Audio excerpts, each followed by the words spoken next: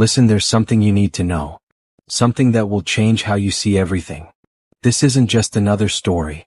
This is real, and it's going to shake you to your core. February 22nd, 1871. A young nun, just 36 years old, closed her eyes for the last time. The sisters mourned. They prayed. They moved on with their lives.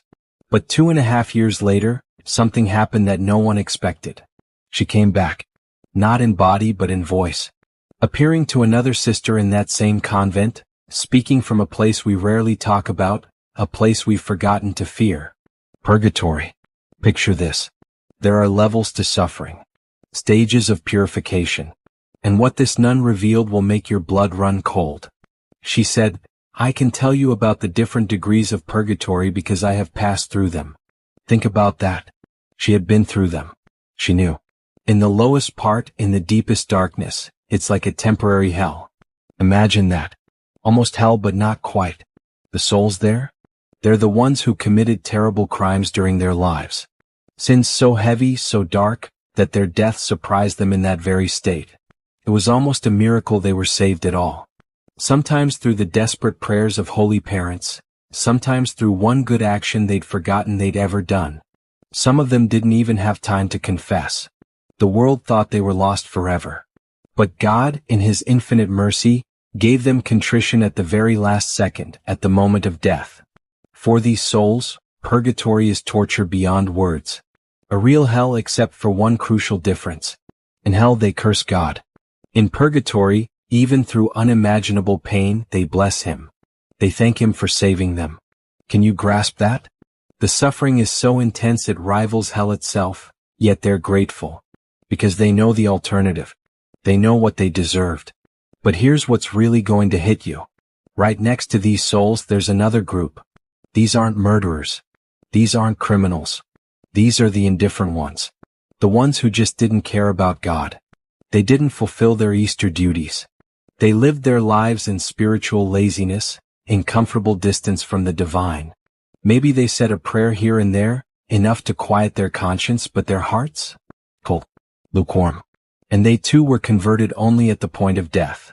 Many couldn't even receive Holy Communion. They're in purgatory for long, long years. Years for their indifference. And here's the devastating part. They suffer unspeakable pain and they're abandoned. Either no one prays for them, or if prayers are said, they're not allowed to benefit from them yet. Not yet. God makes them wait just as they made Him wait their entire lives. And listen to this. In this stage there are religious people. Priests. Nuns. People who gave their lives to God but did it half-heartedly. Priests who celebrated Mass without reverence, who didn't instill the love of God into the souls they were supposed to shepherd. Religious who were tepid, neglectful, going through the motions. The nun telling this story? She was in this stage. A nun. Think about that the next time you think being a good person is enough. Then there's the second purgatory. These are souls who died with venial sins not fully repaid, or with mortal sins forgiven but not fully satisfied in God's justice. Even here there are different degrees. And here's what most people don't understand. The purgatory of consecrated souls, of those who received abundant graces, who knew better, who were given more. It's longer. It's far more painful than the purgatory of ordinary people. To whom much is given, much is required. You can't escape that truth. And finally, there's the purgatory of desire, called the threshold. Almost no one escapes this. To avoid it completely, you must ardently desire heaven. You must long for God with burning passion. And that's rare. Rarer than you think. Because even pious people are afraid of God. They don't have a strong enough desire for heaven. They're comfortable with earth. This purgatory has its own painful martyrdom. The deprivation of seeing Jesus, of seeing the one you now know you should have loved with everything. That suffering is intense. Crushing.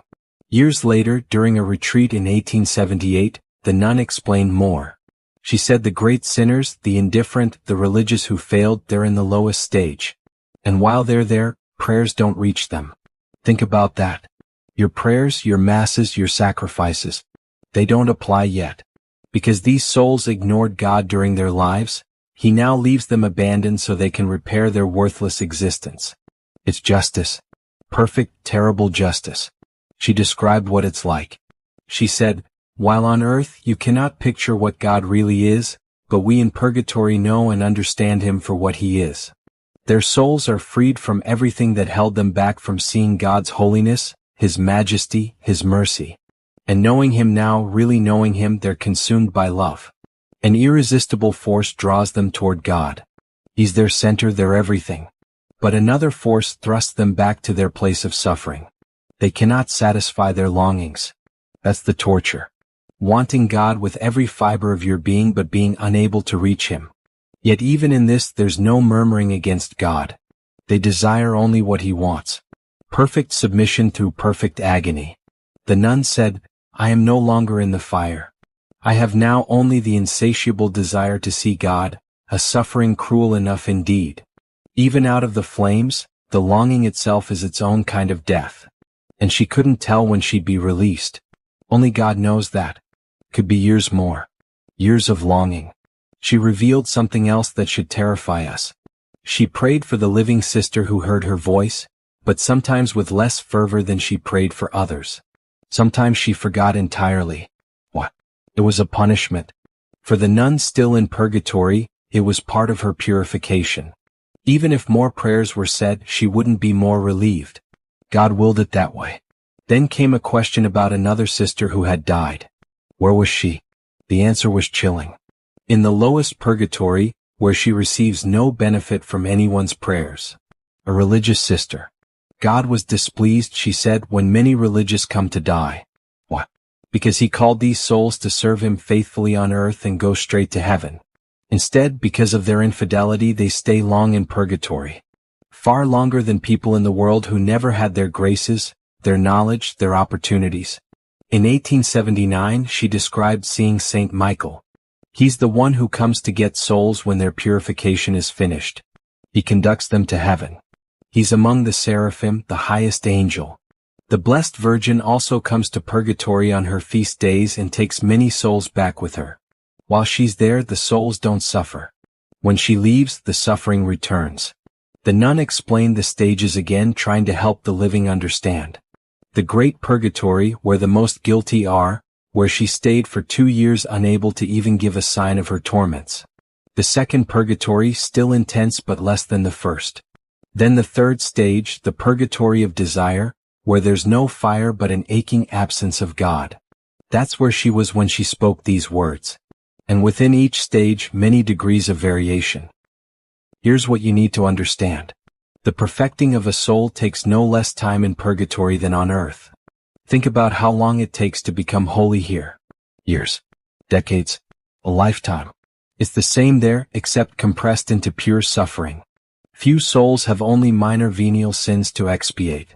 Those escape quickly with a few well-said prayers. But souls like hers, souls whose lives were empty, who paid little attention to their salvation. Their whole life has to be begun over again in that place of fire and longing. The soul has to perfect itself, has to learn to love and desire the God it ignored on earth. That's why deliverance is delayed. That's why some souls stay for years and years and years. She said God gave her a great grace by allowing her to ask for prayers. She didn't deserve it. Without this mercy, she would have remained like most souls there, forgotten, unrelieved, suffering in silence for decades. So what does this mean for you? Right now, today, listening to these words? It means everything you do matters. Every choice. Every moment of indifference. Every time you put God second, third, last. Every time you know what's right but choose comfort instead. Every time you let your faith grow cold. It's all being recorded. Not by a vengeful God, but by a just one. A holy one. One who loves you enough to purify you, even if that purification takes years of unimaginable suffering. You cannot play games with eternity. You cannot coast into heaven. Even good people, religious people, priests and nuns, they end up in the lowest depths if they were lukewarm. If they were just going through the motions. God sees your heart. He knows if you truly desire him or if you're just avoiding hell. The question burning right now should be this. Do you ardently desire heaven? Do you long for God with everything in you? Or are you comfortable with earth, with your routines, with your lukewarm faith? Because that purgatory of desire is waiting for almost everyone. Almost no one escapes it. This isn't meant to terrify you into paralysis. It's meant to wake you up, to shake you out of spiritual sleep. Because mercy is available right now. Grace is pouring down right now. You can change. You can turn your heart fully toward God today, not tomorrow, not when you're older, not when it's convenient. Today. The souls in purgatory would give anything to have what you have right now. One more moment on earth. One more chance to pray, to love, to sacrifice, to desire God above all things. They can't. Their time is over. But yours isn't. So don't wait. Don't be indifferent. Don't assume you'll have time later. Death surprises people. It surprised that none at 36.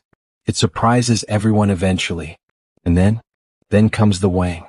The purification. The fire or the longing or both. God is waiting for you. Not with a stick but with open arms. But He's also just. Perfectly, terribly just. He will give you what you desire. If you desire Him, truly desire Him, you'll fly to Him.